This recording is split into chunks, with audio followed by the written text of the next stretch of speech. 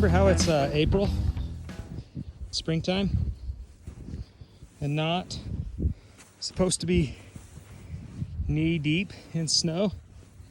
Ay, ay, ay. There's a nasty snowdrift right here. You can't even see it. My eyes can't even pick it up. But my truck is buried to the front end. I got stuck coming downhill. That tells you how deep it is. I think I'll be able to pull myself up. I luckily made it up here and was able to dig this out. Let's just keep moving forward. But I mean, I am so deep. I mean, I'm not a tall guy, but thigh deep for me is still pretty tall.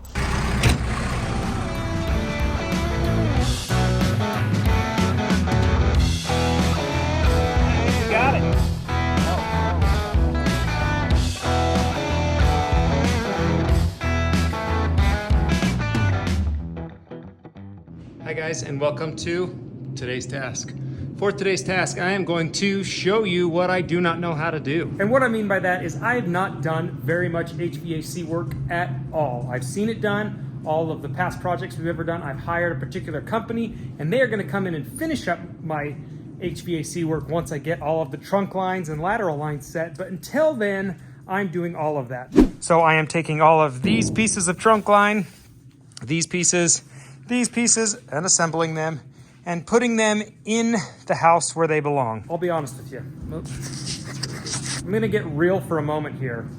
Electrical, I feel like I've gotten the bag. Now, I'm not a professional at it, but I get it. I'm pretty versed in it and it makes sense to me. Plumbing, the same. I get it, I understand point A to point B. HVAC, I get how we've gotta get it flowing, but I don't have very much experience with it. And because of that, it is a nightmare. It is a sheer nightmare. I think I would much rather do sheetrock work and mud my sheetrock than I would to do HVAC work.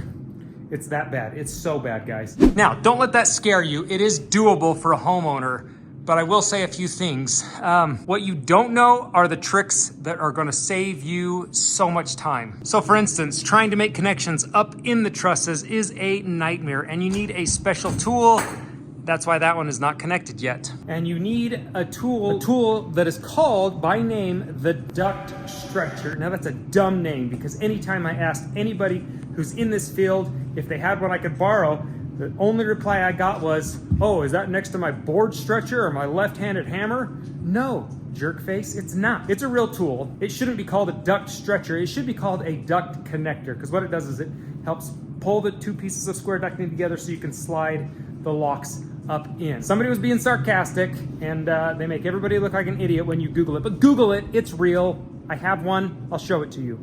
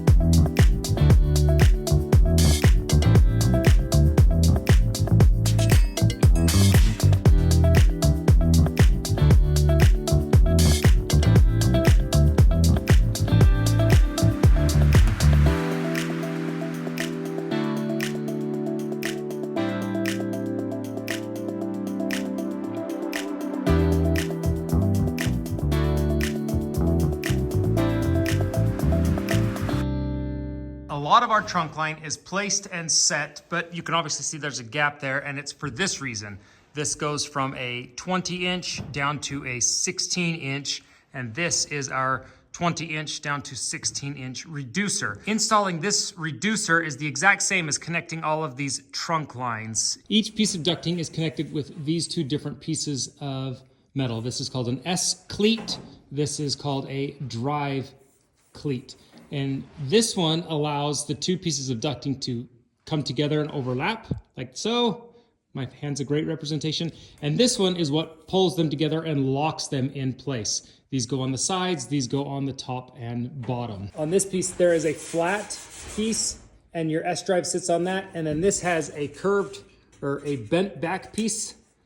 And so will the piece of ducting coming up to it, and they will lock together. And that's why that's called a drive, because you have to drive it into place. And these S-cleats, you can kind of drive them into place as well, or you can have it set already there and slide them together. Just depends on what's available to you. On some of the ducting we've done, I have been able to just slide the two pieces together and then put the drives up the sides. A lot of it, though, in the basement is so tight and the dimensions are just so narrow that I've had to drive in, and I'm using the word drive, I've had to pound in the S-cleats into their place and then put the drives in to lock it in place. And it is not going anywhere. And that's a little more difficult in the basement. Up here, we're not having quite that problem. There's only one trunk line in this set of trusses. The return arrows actually sit out here elsewhere. So this one's a little bit easier to shift around. I need a cameraman. So before I start putting this piece up, I want to just get a couple of things prepped. So these S drives, or S cleats, these S cleats, they come in like 5 foot lengths. So you do have to cut them down, and that's okay. And I recommend cutting them just a titch short so you're not fighting corners. And now that we've got them cut, I can set them in. And when you set them in, though, you do want to keep in mind, whichever the piece that's coming this way, if that's opening is on top of this one, I need to make sure it's on top of this one as well, so it lines up, kind of makes a little easier. We'll see if we can get this piece to do this. Sometimes you just have to drive it. I found almost better luck with that, but I'm not a professional.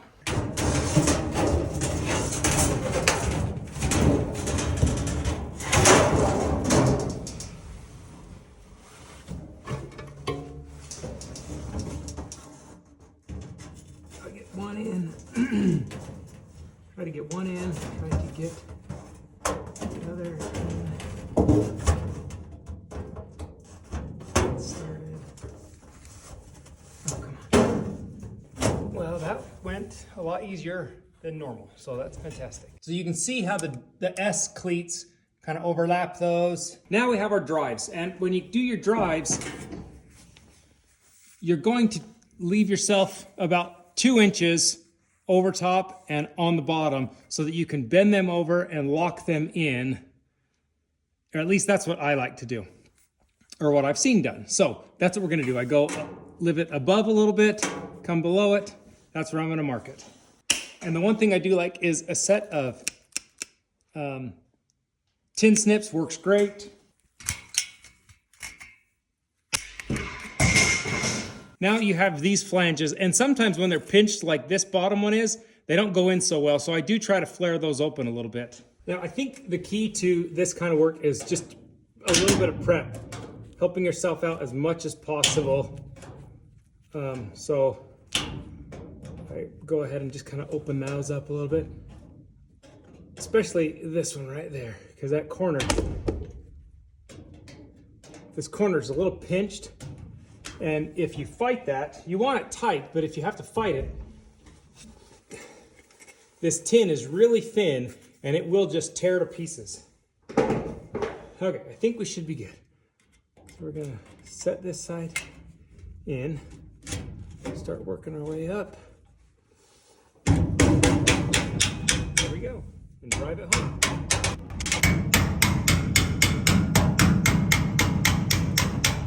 All right, you can see how that drive is sitting above and below that piece of ducting right there, and that's exactly what I want. Now, I'm not gonna bend it over just yet. I wanna get the other drive set because I feel like it helps. I just feel like it does. There we go. If they're pretty smooth, sometimes you can just drive them by hand.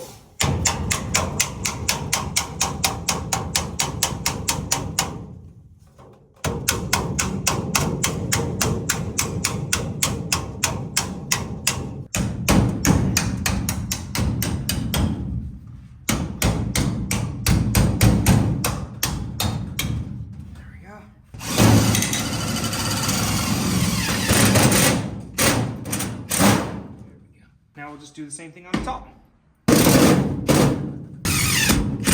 Now we definitely will want to go back and seal all these joints because you don't want air escaping out of these joints. The whole point of this trunk line is telling air where to go, and so little bits that go out means you're losing CFMs that are calculated to get to the rooms that you need them to. So we'll go back and seal all of this. Better than that, my open cell insulation is going to be sprayed to surround this as well for two reasons. One, to reduce the noise that this makes so that it doesn't expand and contract so much.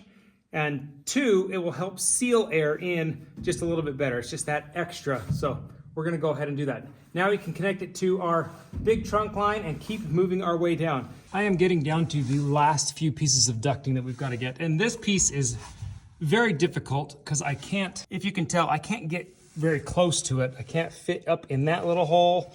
Reaching up there, I can't see, so I can see through here, but I need to get that duct tight, and so I'm using a duct stretcher, and that is the perfect purpose for it. It allows me to clamp those two pieces of ducting together and then put this drive on and then start sending it up. If you're wondering how it works, you simply undo this one. This one's a lockable one. Some are just a piece of metal with two wheels on it that just clamp it together temporarily, but this one allows you to get it together and then leave it. So more one-handed, I feel like. The only problem is it's a little tight in these trusses. So if you're in an open area, it's really slick, but in these trusses, it's a little tight. But at least dot these two together so that I can get that drive going. I may need to set that back on there, we'll see. Duct stretcher, kind of a dumb name. It should be called a duct clamp. That seems like a better name, but whatever. You guys, if you liked the video today, give it a thumbs up. If you're new to the channel, hit the subscribe button. It really does help out the channel a lot when you hit the subscribe button and hit that notification bell so that you don't miss out on any of the content we're putting out. Watch our successes, our fails, but at least how to get the job done. That's what I will show you. Until next time, we'll see you guys later. Master of the house isn't worth me spit.